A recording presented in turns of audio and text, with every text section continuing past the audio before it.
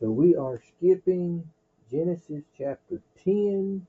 It's just a lot of genealogy of who begot who begot who, and a lot of it. I mean,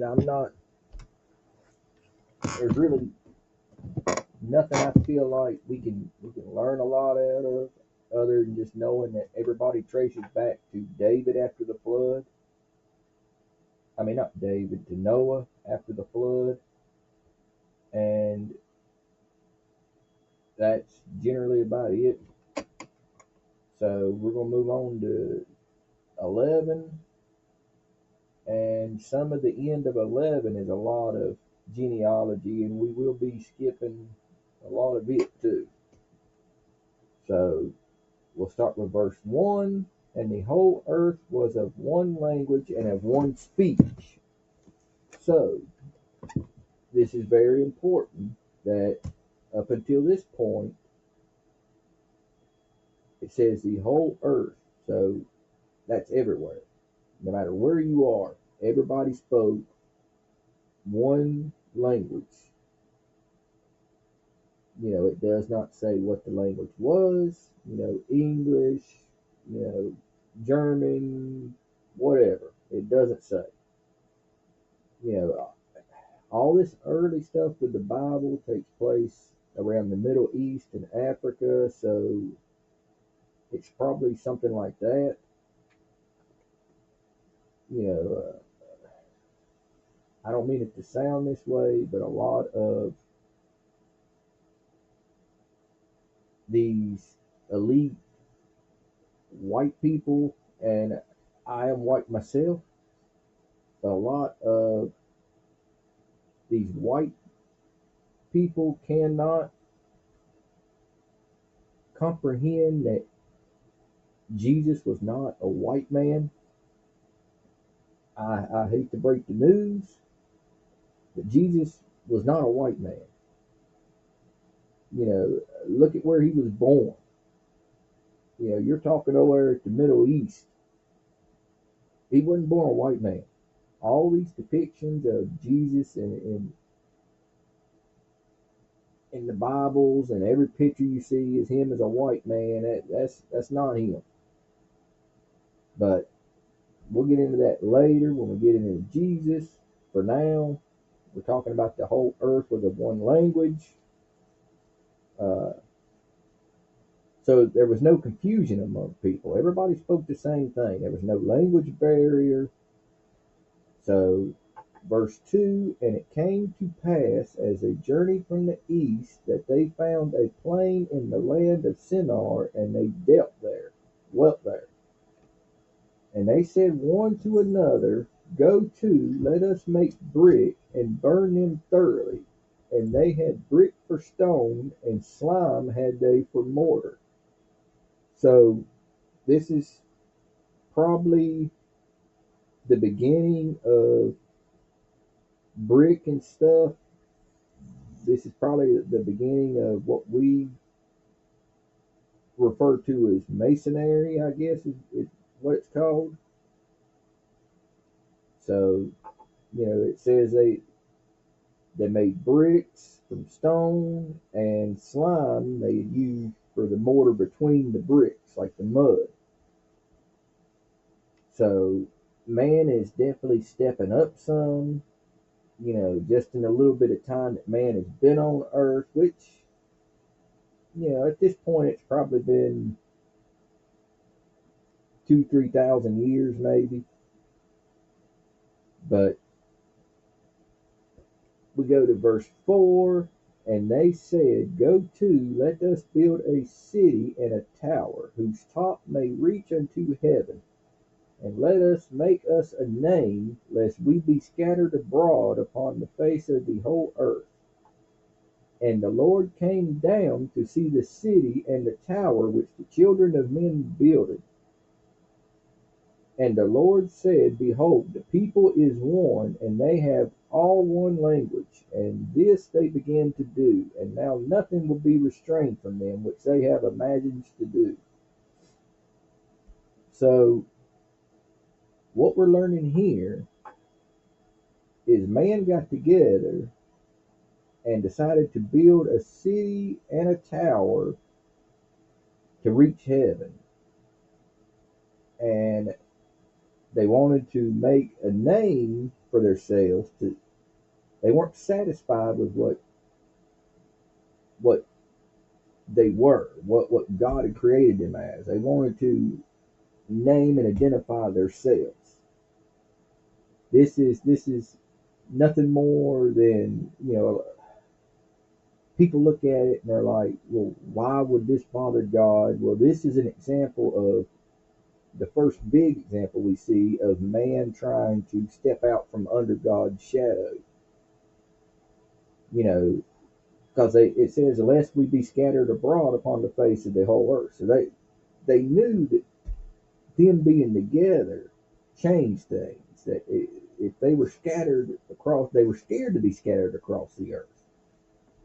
So said, "The Lord come down to see the city and the tower which the children of men builded. And the Lord said, Behold, the people is one, and they have all one language, and this they begin to do. And now nothing will be restrained from them which they have imagined to do." So it wasn't the fact that God was jealous that they come together and done this. It wasn't that he was feeling like a shunned creator that nobody cared about. I think it was more he seen this as the start of the pride of man, where man likes to leave God out and try to put himself in God's place. God did this, well, watch, I can do this. I mean, I think that's what this is all about. It's God knew that if man continued to be united, they would drift further and further from him. He knew the path they were going to go down with the pride. Look at what we have now. You get a group of people together anywhere, and most anybody's attitude changes depending on the group of people they're around. People's way of looking at things changes depending on who's around. Everybody's worried about what everybody else feels and thinks, and most people will wear masks and try to blend in with what the crowd is going with, and that's what was starting here. Is the whole man's pride was growing, is what was going on here. And the Lord knew that without a check, eventually man's pride would make it where he would have no use for God anymore, because he would try to replace God. This pride stuff is nothing new to God. He's seen the same thing happen with Lucifer in heaven. So God said, verse 7, "Go to, let us down, and there confound their language, that they may not understand one another's speech. So the Lord scattered them abroad from thence upon the face of all the earth, and they left off to build the city." So God went down there, and I don't know how. It doesn't say how, but God changed a lot of the ways some of these people spoke, gave them new languages that they just knew overnight, and made it where they could not understand these other languages, which caused the people, well, we'll get to it, what it caused the people to do, but he scattered their language and made it where they couldn't understand each other, and they left to build the city. Therefore is the name of it called Babel, because the Lord did there confound the language of all the earth, and from thence did the Lord scatter them abroad upon the face of all the earth. So when he scattered their language, made it where none of them could understand each other anymore, there was no way they could continue to build this tower. They couldn't, because they couldn't communicate. You know, so the tower was all about man being unified to defy God, basically. And when you took the ability for them to unify together to feed off of each other, because that's what was going on, is they were feeding off of each other in a very negative way. And God basically come down and said, no, we're going to put a stop to this. Of course, it didn't put a stop to it. It just slowed it down some. But I mean, we see examples of it every day in modern life. I mean, it's like I said, you get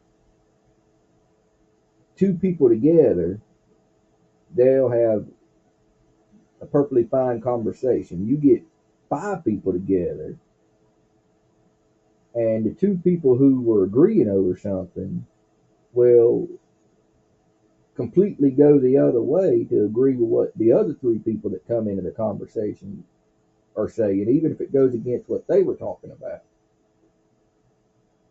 So that's the story of Babel, and the rest of this is genealogy stuff until we get to Abram.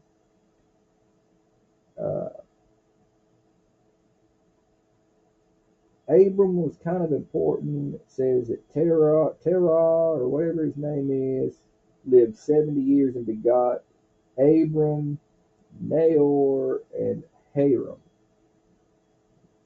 So he comes from them. Abram and Nahor took them wives. The name of Abram's wife was Sarah, and the name of Nahor's wife Milcah, the daughter of Hera, the father of Milcah, and the father of Iscah. But Sarah was barren, she had no child. And Terah took Abram his son, and Lot, the son of Haram, his son's son. So Abram, well, Lot will come into play soon enough. Lot is the grandson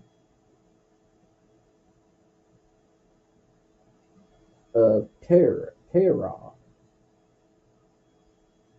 and Sarah, his daughter-in-law, his son Abram's wife, and they went forth with them to go into the land of Canaan, and they came into Hera and dwelt there. And the days of Terah were 205 years, and Terah died in Haran.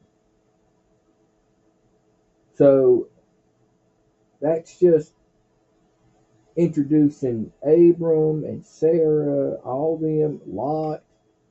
Those three names you'll see come up again here very soon.